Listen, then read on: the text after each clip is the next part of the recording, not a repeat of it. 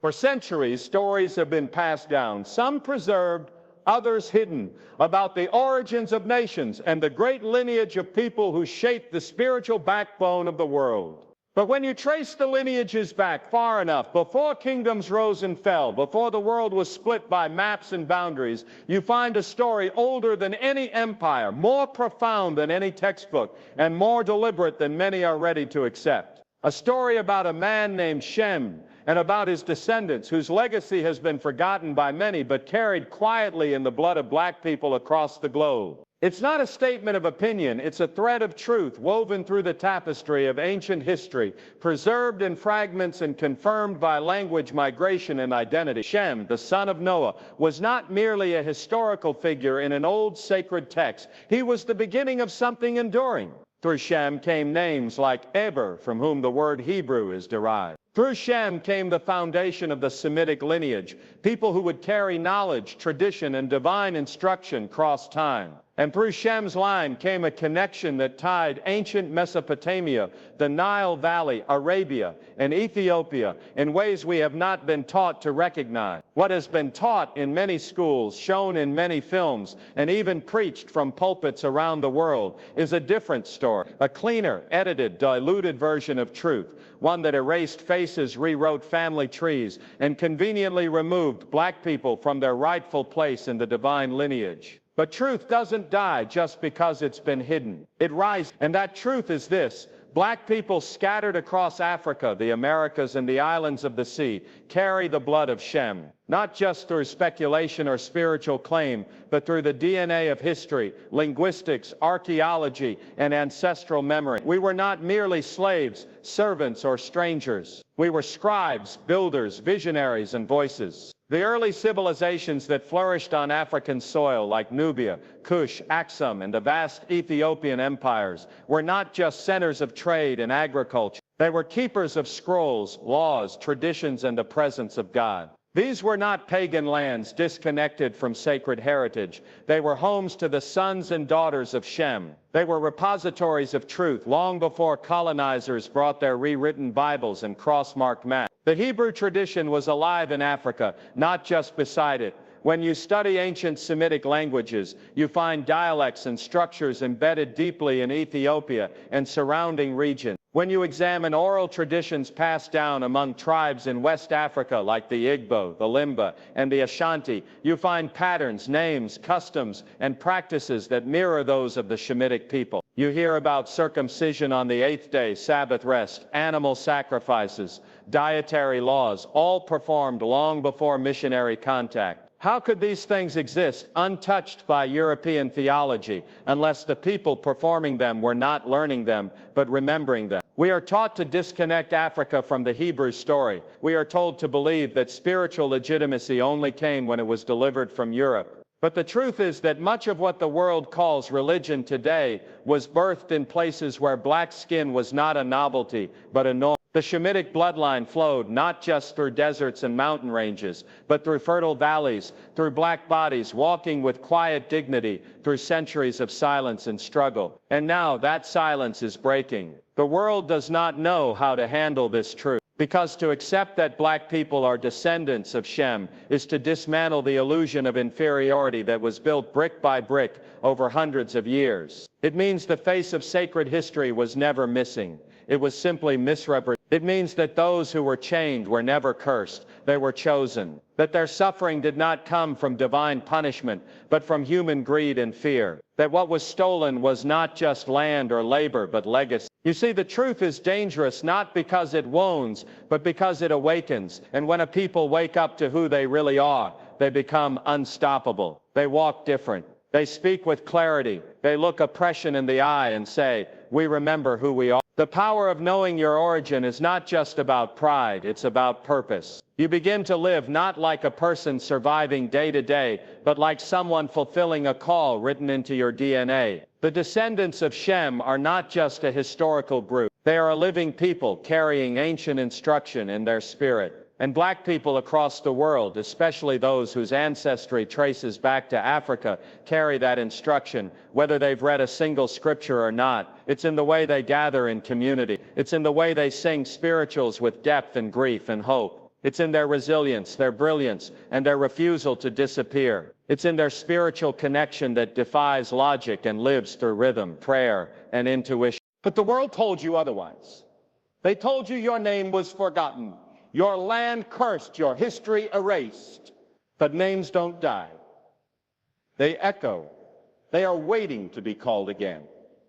And now is the time, now is the moment to reconnect the pieces, to tell the next generation that their ancestors were not slaves, but sons.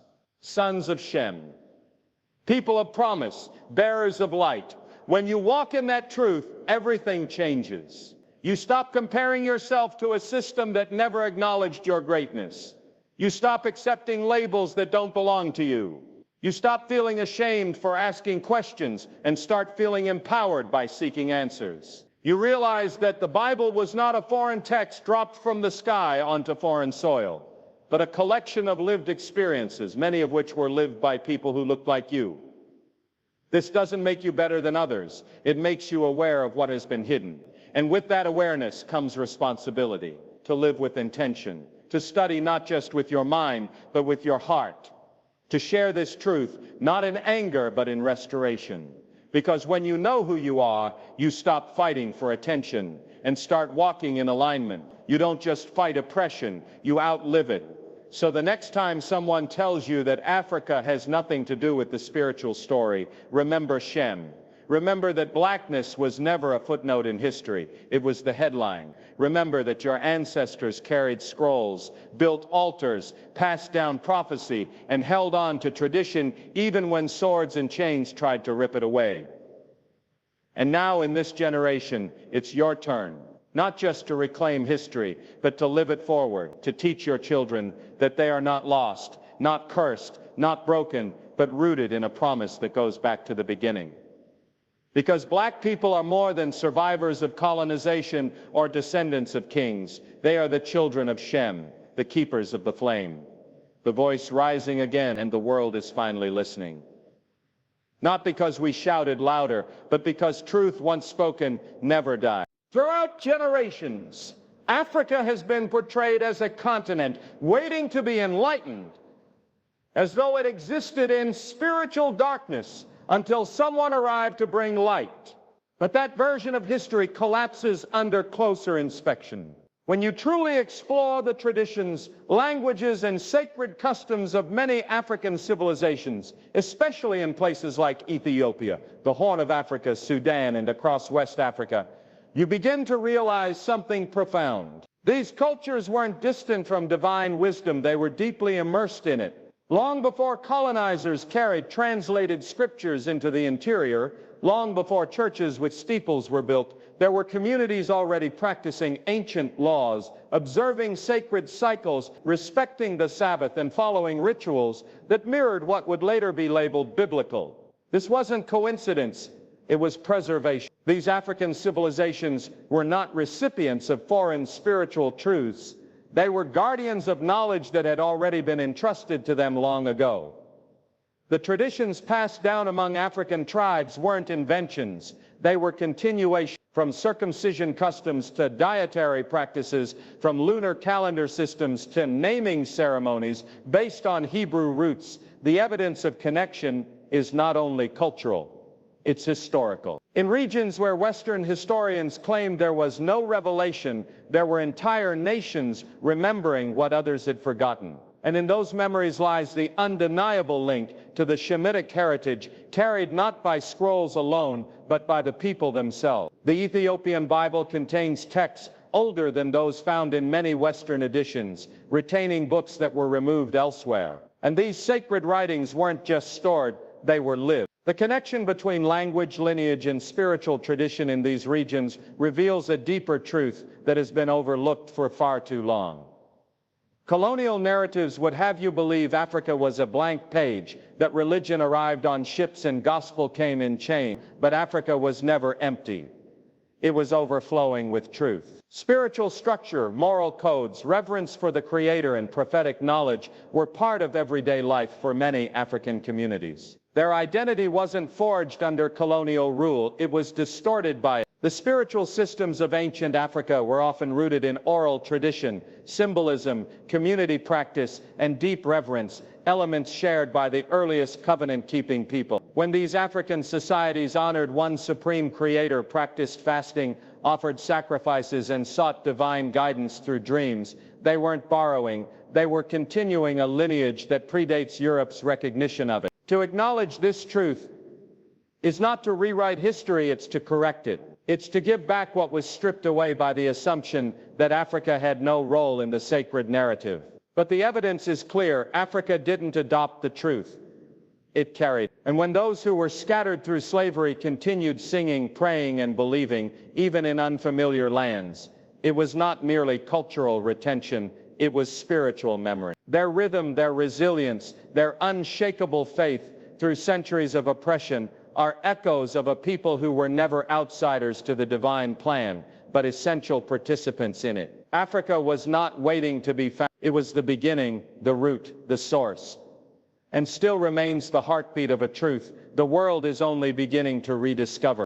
For generations, people have spoken of lost tribes as though entire nations simply disappeared, vanished from the pages of history without a trace. But people do not just cease to exist. They are moved, renamed, rewritten, and in many cases intentionally made invisible. The narrative that the ancient descendants of the covenant disappeared is not supported by evidence. Instead, it is disrupted by a pattern of displacement, forced migrations, slavery, and cultural erasure. Many of those said to be missing are present in plain sight, hidden under new labels, scattered across lands that were never their own, stripped of memory but not of their essence. The truth is, what was labeled as lost was never actually gone. It was silenced, pushed to the margins, and deliberately disconnected from its roots. Yet the signs remain. If you are willing to look deeply enough, you'll find the ancient rhythms of prayer in the songs of the oppressed. You'll hear familiar echoes of ancient law in the customs of communities long told they were without history. You'll see the perseverance of a spiritual people in the way they've carried hope through centuries of chains, exile, and injustice. Across the Caribbean, in South America, in the deep American South, and in the streets of inner-city life, you find descendants of people whose identity traces back not to Europe but to the East, to lands where prophets once walked and covenants were made. Language patterns that mirror ancient tongues, naming traditions that align with forgotten lineages, and cultural behaviors that resemble Hebrew practices exist even in places where no one taught them. Why? Because you can strip someone of their freedom, you can take away their land, but you cannot fully erase who they are at their core. What the world fails to realize is that the memory of a people is not just in their books, it's in their blood, in their customs, in the way they mourn, the way they celebrate, the way they hold on to dignity when everything else has been taken. You don't have to look far to see that these so-called lost people have always been among us, carrying pieces of their ancient story in their everyday life. Colonizers didn't just steal land and labor, they rewrote identity. They renamed the sons and daughters of the covenant and gave them new labels, new religions, new languages, hoping to bury the truth of their origin. But the Creator's fingerprint is not so easily removed. When you look into the traditions of African American families, when you study the tribal customs of West Africa, or observe the deep spirituality of Caribbean cultures, you begin to see a pattern. These people were never outsiders to the divine. They were once insiders who were forcibly exiled. Their spiritual intuition, their hunger for justice, their natural reverence for the sacred is not learned behavior, it's inherited memory. Something deeper lives in them, something ancient and undeniable. And that something is the remnant of a people who once walked with prophetic purpose and divine calling. The notion that they were lost serves the narrative of those who benefited from their disappearance. But history, if studied honestly, reveals that they were scattered, never erased. They were misnamed, never forgotten. They were suppressed, never extinct. The cries of those in chains, the songs of liberation, the resilience to survive the worst atrocities, these are not traits of a people disconnected from promise. These are signs of a people who remember even when they are not allowed to speak it. The dispersal of the ancient tribes was not the end of the story, it was the beginning of a long silence that is only now being broken. And as more voices rise, as more truths are reclaimed, and as more people begin to ask who they really are, the echo of that lost identity begins to grow louder. You can't lose what was chosen, you can only misplace it temporarily. The time has come for that truth to resurface. The so-called lost tribes never left. They were just waiting to be heard again. Before printing presses made their way across Europe, before organized religion began shaping doctrine through selective editing and translation, there existed a region that had already preserved sacred writings in their full form. That place was Ethiopia, a land often ignored in traditional Western narratives, but holding a legacy too ancient to be denied. For centuries, Ethiopia maintained texts that remained untouched by outside influence. Scrolls written in a language unfamiliar to the West, but deeply familiar to those who carried its spirit. These weren't new interpretations. They were original manuscripts, sacred documents left intact by the hands of people who revered not just the stories, but the responsibility of holding truth with honor. The Ethiopian canon was not only older than many of the versions later introduced to the world, but it also contained writings that were eventually excluded from more commercialized editions. What others discovered later, Ethiopia had lived with and protected for generations. These weren't just records, they were a testament to a people's commitment to safeguarding divine knowledge without compromise or corruption. While others debated theology in ivory towers, Ethiopians were practicing ancient traditions rooted in these very texts. Their reverence wasn't performance, it was preservation.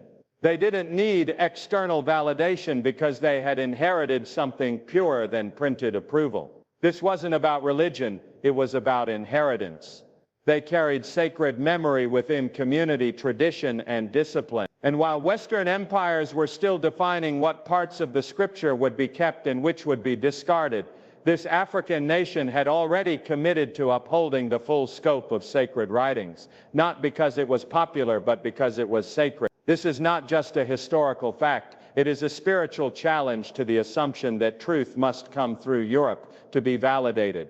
The knowledge held in Ethiopia did not depend on translation to be powerful. It stood on its own, unaltered by councils or creeds, preserved in ge'ez, sung in chants, lived in rituals, and passed through generations who never doubted their closeness to the divine. The question then arises, why did the world look elsewhere for legitimacy when the oldest known compilations were already being honored by African priests, scholars, and spiritual leaders? Perhaps because to acknowledge that truth would mean admitting that Africa wasn't waiting for revelation, it was walking in it. It would mean recognizing that black people were not only part of the divine story, but were also entrusted with keeping it intact. To accept that reality would disrupt long-held assumptions about who holds wisdom, who defines theology, and who has the right to speak about the sacred. It is no coincidence that so many of the books excluded from modern Bibles remain in the Ethiopian canon. These weren't removed because they lacked value, they were taken out because they offered too much. They empowered, they connected, they gave voice to people whose story the empire preferred to forget. And yet that story survived in monasteries, in oral traditions, in the faithful hearts of those who kept reading,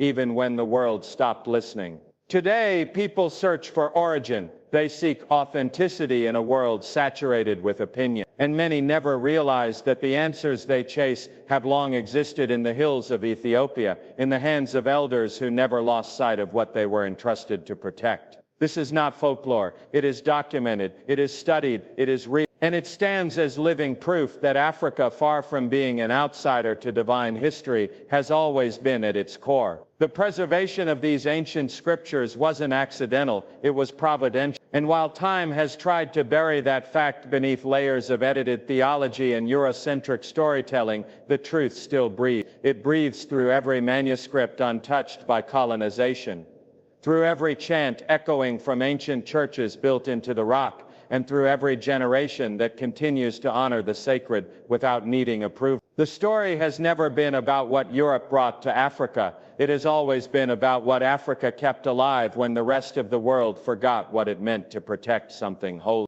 Through Through centuries of oppression, displacement, and forced assimilation, something deeper has endured in the hearts of a people who were never meant to survive, and yet they do more than survive. They rise. They rebuild. They carry a rhythm in their walk and a fire in their voice that speaks to something far older than the chains that once bound their bodies.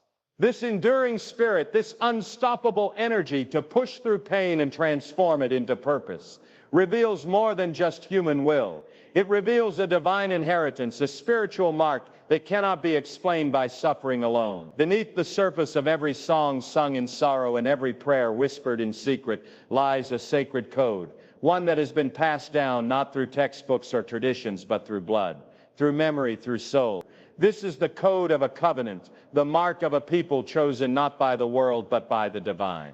What many have dismissed as mere culture is in truth evidence of ancient identity still pulsing through modern life. The world has reduced black history to struggle, but the truth is that before the ships came, before names were erased and rewritten, there existed something extraordinary, something rooted not in bondage but in blessing. That something cannot be stripped by force or silence. It is the reason a people kept their dignity even when everything else was stolen. It's why spiritual depth is not just common, but foundational within communities that have seen more loss than most could endure. Because this resilience isn't random, it is inherited. It speaks to a deeper origin story, one that traces back to lands where prophets once spoke, where covenants were formed, and where divine promises were given to those now mislabeled and misunderstood. The strength to forgive, the wisdom to lead through oppression, and the ability to hold on to hope in the face of injustice doesn't just come from history, it comes from legacy. And that legacy is connected to a man named Shem, whose descendants were marked with the responsibility to carry something eternal. Across time and geography, when everything pointed to their downfall, these descendants found a way not just to survive, but to shine. Whether in the cotton fields, courtrooms, classrooms, or street protests, that same unshakable spirit continues to rise. That is not coincidence, that is continuity. It's not just resistance, it's revelation. That power comes from somewhere sacred, and it manifests not through titles or systems, but through truth carried in the soul. When you watch how black communities build, worship, forgive, and create, what you're seeing is a modern reflection of ancient spiritual DNA still alive and well. There's a reason the world imitates their style but can't match their depth. There's a reason pain produces poetry, oppression gives birth to innovation, and trauma transforms into triumph in their hands. These are not only survival traits, they are evidence of divine calling. Echoes of a time before colonization when identity was not stolen but sacred. And even though history tried to bury that truth, it was never lost. It was waiting to be reawakened. The proof is everywhere. It's in the instinct to pray even when no one teaches you how. It's in the ability to believe in freedom even when you've never fully seen it. It's in the unspoken language of the Spirit that communicates with heaven without needing a translator. This isn't just about religion, about remembering. It's about connecting dots that were never meant to stay separated. You begin to see that what has been labeled as brokenness is actually refinement. What's been called weakness is actually depth. What's been mistaken for noise is actually prophecy. The experience of black people isn't disconnected from divine heritage.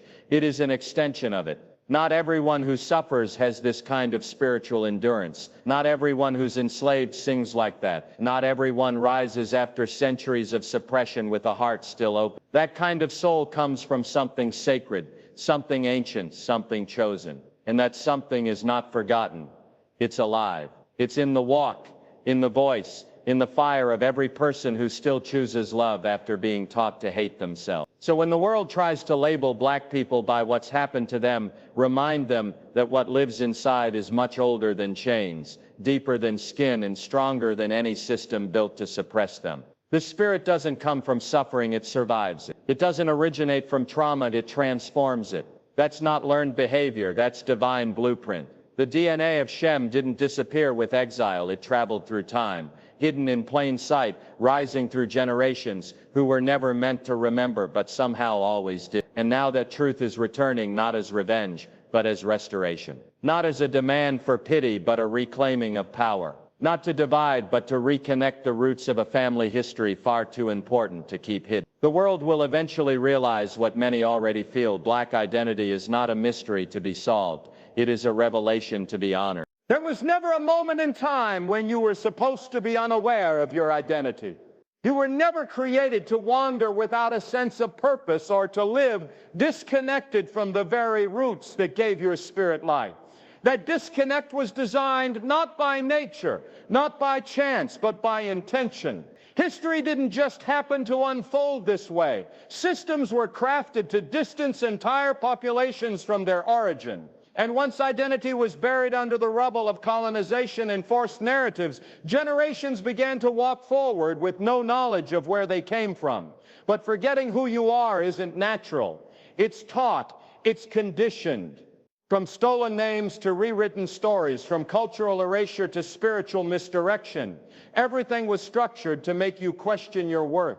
But despite all efforts to silence that inner knowing, something inside has always remained awake. That something whispers to you through music you don't remember learning, through traditions you were never formally taught, and through a sacred instinct that reminds you that your origin didn't begin with oppression, it began with greatness. For generations, voices tried to convince entire communities that truth came to them from outside lands, as if revelation had to be imported. But that wasn't the beginning. That was the interruption. You come from people who were not just present during history, they shaped it. People who walked with divine awareness, who held ancient wisdom in both language and ritual, long before any foreign system claimed to bring them light. And yet, through colonization and the manipulation of faith, much of that legacy was buried beneath layers of shame, doctrine, and fear. You were taught to look outward for truth, to search in languages not your own, and to trust interpretations that stripped away your role in the sacred story. But even when truth is buried, it cannot be destroyed. It rises through intuition. It speaks through dreams. It reveals itself in resilience, and it calls out every time someone dares to question the version of history they've been handed. You didn't lose your identity. You were taught to abandon it. You were conditioned to believe that your connection to the divine was secondhand, that your culture needed to be purified, and that your ancestry lacked value. But none of that was true. You were royal before the world told you that your skin made you less. You were prophetic before the system labeled your spirituality primitive. You were wise before the institutions told you that your knowledge needed validation. That wisdom never left. It was preserved in your rhythm, hidden in your stories, protected by elders who carried it in memory, even when books were burned and tongues were silenced. You were conditioned to forget, but your soul remembered. Every struggle, every act of resistance, every expression of pride is not rebellion, it is recovery. You are not returning to something new. You are reuniting with something eternal. Even now, as the world begins to question its own manufactured history, you are being called back into awareness. That pull you feel is not confusion. It's the unraveling of falsehood. The discomfort you feel when old teachings no longer make sense is not doubt. It's awakening. And once the conditioning begins to crack, truth rushes in like floodwaters. That's why the effort to suppress it is so aggressive, because once you know who you are, you can't be controlled. Once you understand the power you've always had, you don't need permission to speak. You no longer wait to be invited into narratives that were never meant for you. You start writing your own. You begin to walk differently, talk boldly, and live with the quiet authority of someone who carries ancient fire in their blood. You are not a victim of history, you are a vessel of legacy. This awakening is not about blame, it's about clarity. It's not about dwelling in past pain, but about reclaiming future purpose. You were not meant to bow to systems that define you by oppression. You were meant to stand in full awareness of your divine inheritance. And though generations were told to shrink, you are here now, stretching, rising, reclaiming space that was never lost, only borrowed. You are not becoming, you are remembering. That power was never outside of you, it was waiting, patient, underneath layers of lies, waiting for the day you would stop searching and start recognizing what has always been true. You are not the product of survival alone. You are the embodiment of memory, dignity, and destiny. And no matter how far systems tried to push you from that truth, you're coming back to it fully, fiercely, and finally. Because identity can be buried but never broken.